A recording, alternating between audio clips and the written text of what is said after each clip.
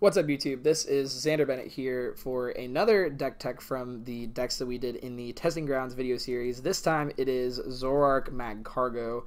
This is a deck that is super powerful. Once it gets ahead, it's almost impossible to lose, and I think it's such a strong consideration for Worlds. So let's get talking about it. I will say at first that this variant with the counter attackers is one of two that you could more or less consider. The other variant of choice looks more like towards deck from internationals, and I think that there's merit to both. I based this original list off of the list that were doing well in Japan, and they were running the Magcargo more as a counter enabler, just to find the combos much easier, and I think that's really good. So I'm going to go ahead and start talking about this. 4-4 Zoroark, there's nothing too crazy here, just the best attacker in Standard right now and the best draw power in Standard. But what does Magcargo add to the deck? So there's a 2-2. Magcargo, it is from the Champion Road set in Japan, but is based off reprints. The ability called Smooth Over says once during your turn, before you attack, you may search your deck for a card and shuffle your deck and put it on top. So essentially a Mallow for 1. But this is crazy with Zoroark.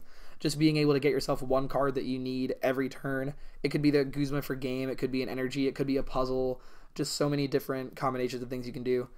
2 Lele, this is a concession based off of lists that were doing well at internationals. I would probably go back to 3, but we wanted to try and fit some things in and figure out what was good and what was bad. So just 2 Tapu Leles for now. But the third is really good. Wonder Tag, just being able to search out for your Bridget and all your other one-off supporters that you want if you don't want to have to Magcargo for them. And then for the rest of your plea of attackers, there's Mew EX, Mewtwo, Sudowoodo, Shaman, and Tapu Lele. So my problem at first with Zoroark Magcargo was that it really would struggle against Zoroark Lycanroc and Buzzwole. And so these right here are your Buzzwole counters. You have Mew to copy Riotous Beating for a big knockout, and then Mewtwo to, with Choice Band, knock out a 3 energy Buzzwole GX, or a non-GX Buzzwole with 3 energy, just helps you with those situations. For Zoroark Lycanroc, Sudowoodo is able to use Watch and Learn and copy Riotous Beating for a knockout really easily on a Zoroark, and then Shaman can use Rally Back for a knockout on a Lycanroc GX, which is really important, because I could see your opponent getting an early Lycanroc GX and just blowing up your entire deck. And then Tapu Lele is good for 2 reasons. Number 1 is that we play counter energy, so Magical Swap is actually a option that we can do to win the game. And then Psywave is, with a Choice Band, knocks out a fully powered up Rayquaza EX or GX. So that is really powerful to have as a option.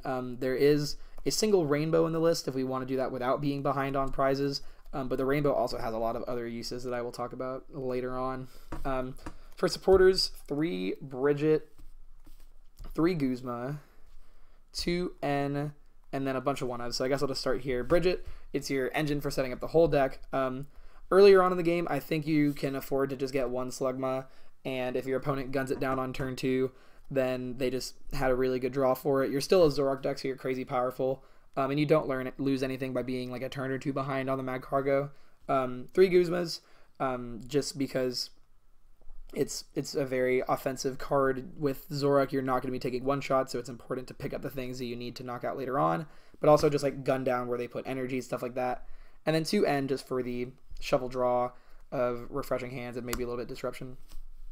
So for our additional supporters, we have 1 Cynthia, 1 Sycamore. These are the last draw supporters in the deck. I split the difference 1 on each, just because with Lele and Magcargo, you can kind of search for the one that you want. And then Acerola, Mallow, and Plumeria are our last supporters. So Acerola just being really good because any turn that you have a Magcargo in play and they don't one-shot you, you just can get rid of that damage immediately. Mallow, in combination with a Magcargo, just lets you do the most ridiculous plays in the whole deck. It gives you access to everything that you want on the list. And then Plumeria, just as an option, again, maybe for Zoroark Lycanroc, if they put like a fighting on a Rockruff really early, you can get rid of it later on so they can't really blow you up, but also just like get rid of some pivotal attachments, maybe like a Metal Energy in the Ultra Necrozma deck when they're close to running out, or just like the Mirror Match. It's just a really strong card just that you have accessibility to with Magcargo. So for the items, we have 4 Ultra Ball, 4 Puzzle Time, just the core of any Zoroark deck, just Ultra Ball being able to get Lele, and then Puzzle being able to get anything that you want out of your discard pile. 3 Field Blowers. So the nastiest thing about Field Blower in this deck is that versus Garbodor variants, the first time you find a Field Blower, you can just find Field Blowers forever until they end you. Because you put a Field Blower on top, or you find a Field Blower, and then you can smooth over for either a Puzzle or a Field Blower, and then you can trade into it. So if they ability lock you again, you already have the Field Blower ready. So essentially, if they don't end you, you never have a turn where you are ability locked, which is super powerful, especially right now where Zoroark Garbodor just won Internationals, and then Buzzwole Garb had a pretty decent fan following there too. So I think the 3 Field Blower is a must, and it's so good versus those decks. 2 Evo Sodas, nothing special, just to get your Pokemon out. 2 Choice Band and a Float Stone. Those are the tools for the deck. The 1 Float Stone works out because you have Magcargo to search for it whenever you need it. And you also have Acerola and 3 Guzmas for your other switching options. And then 2 Choice Band is just for math with mainly Mew and Mewtwo, but also there's some certain times that it matters with like Zoroark or maybe like a Watch and Learn combo. And then you need it also to one-shot the Rayquaza GX with the Psy Wave because they'll have 3 energy on them, so it'll do 60, 90, and then weakness is 180. Then lastly, we have a ton of one-ofs. So 1 Parallel City just to limit bench Pokemon and then damage additionally maybe for some things. 1 Enhanced Hammer to discard special energy, maybe along with a Plumeria just to get a bunch of energy off their field in a turn.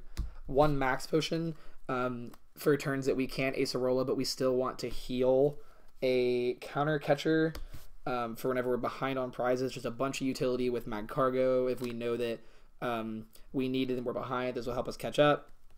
And then 1 Rescue Stretcher just because we only run a 2-2 Magcargo and then we have a bunch of one-of attackers. So the Rescue Stretcher lets us not use puzzles for those cards whenever we need them. And then for the energy, it's 4 double colorless, 2 counter, and a rainbow. The counters are mainly for these few Pokemon right here. The rainbow is really good. So one thing that we missed in the video, which if you haven't seen the video, skip like 50 seconds, is that at one point in Game 3, he mallows and flashes me Sudowoodo counter energy so that he could use Ray GX for the knockout and copy my Stakataka and knock it out. But we realized he couldn't do that because he wasn't behind on prizes. But what he could have done is just gotten Sudowoodo Rainbow, and since he still had a double colorless on the Mew, he could have Rainbowed attached to the Mew and then copied Watch and Learn with Mew to copy Ray GX, and that would have won them the game. So the Rainbow just offers a lot of utility for, like, if you're not behind on prizes and you want to use Psy Wave, if you want to maybe have Sudowoodo ready in the mirror, you can attach to the Sudowoodo and then use it whenever you're not behind. Just also gives you things with Mew that you can do. The 1 Rainbow is really good, and I would definitely play it in any variant of this list. But overall, this is it. I guess I can just talk about a few things that I would do differently if I were to play the more controlling version. You would get rid of the counter suite, so that would be just the energies here, and then these specific Pokemon, and then you could put in a little bit more disruption methods, maybe some more parallels, some more healing, and a Rangaroo for sure. Definitely the 3rd Lele would be one of those cards to add in. The counter package does take a lot more space up in your list, but I think it's solid overall, and I definitely want to test it without it to see if there's to see if I really miss having it in there. But overall, this is the list. Sorry that I did not get this up sooner. I've had a sore throat and was hoping that it would go away, but it would not. If you have any questions about the list, or if you have a similar list that you want to talk about, make sure to we can talk about it in the comment section below. Check out our Facebook, Instagram, and Twitter, and our Patreon. And once again, thank you guys for watching this Zoroark Magcargo deck profile. Stay tuned. Xander Bennett signing out.